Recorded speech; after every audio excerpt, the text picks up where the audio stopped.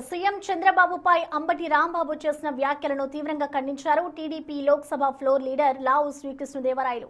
వైసీపీలో పదవులు పొందాలంటే బూతులు తిట్టడం ఒక అర్హతగా మారిందని, గతంలో తిట్టిన వారికే మంత్రి పదవులు ఇచ్చారని విమర్శించారు. మాజీ మంత్రి హోదాలో ఉండి ఇలాంటి దారుణమైన వ్యాఖ్యలు చేయడం సరికాదన్నారు. అంబటి తక్షణమే బహిరంగ క్షమాపణ చెప్పాలని ఆయన డిమాండ్ చేశారు. ఎంపీ శ్రీకృష్ణదేవరాయలతో ఢిల్లీ నుంచి మా ప్రతినిధి శివ ఫేస్ టు ఫేస్.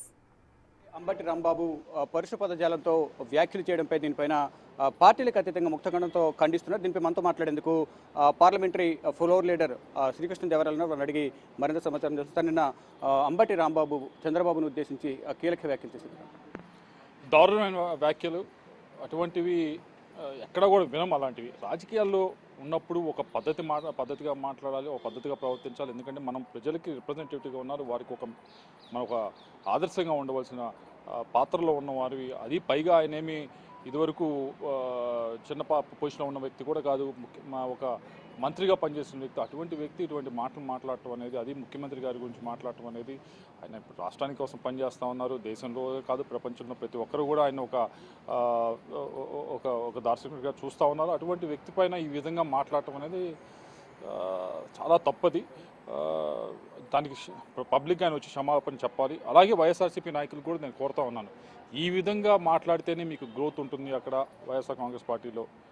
అంటే మీరు ఒకసారి ఆలోచించుకోవాలి. ఈ విధమైన మాటలు మాట్లాడితేనే అక్కడ నాయకత్వం ఆదరిస్తారంటే, లేకపోతే ఇటువంటి స్కాములు చేస్తే, ఇది ఆల్కహాల్ స్కామ్ అనో భూదందానో ఇంకోటి చేస్తేనే ఒక గ్రోత్ ఉంటుంది అంటే కనుక ఒకసారి ఆలోచించుకోవాలి. వారు కూడా ఇటువంటి విధంగానే మనం గ్రో అవ్వాల్సింది, ఈ విధంగానే మనం పైకి రావాల్సింది. ఈ విధంగా పైకి వస్తేనే మన పిల్లల్ని కానీ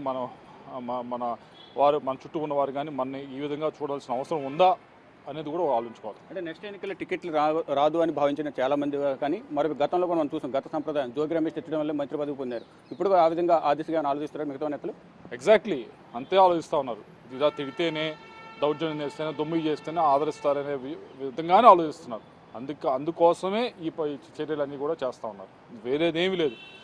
ఎక్కడా కూడా ఎక్కువ శాతం, సరే అన్నీ అని అన్న కానీ ఎక్కువ శాతం జరిగే పనులన్నీ, చేస్తున్న పనులన్నీ, వైఎస్ఆర్సీపీ ఇన్ఛార్జ్లు ఎవరైతే ఉన్నారో వాళ్ళు చేస్తున్న పనులన్నీ కూడా ఏదో ఆలోచన లేకుండా చేస్తున్నాయి, ఏదో తప్పుదాలుగా చేస్తున్నాయి కాదు. ఇవన్నీ కూడా మాట్లాడే ప్రతి మాట కూడా, చేసే ప్రతి పని కూడా, ఇది చేస్తే నన్ను ఆదరిస్తారు అక్కడ నాయకత్వం అనే ఆలోచనతోనే చేస్తాం. సరే, కొంచెం మరికాసట్లో బడ్జెట్ను ప్రవేశపెట్టబోతుంది నిర్మలా సీతారామన్. బడ్జెట్ ఏ విధంగా ఉండే అవకాశం? బడ్జెట్ ముఖ్యంగా ముందుగా సీతారామన్ గారికి కంగ్రాచులేట్ చేయాలి. ఇన్నిసార్లు ఒక ఆర్థిక మంత్రి బడ్జెట్ పెట్టడం అనేది రికార్డు.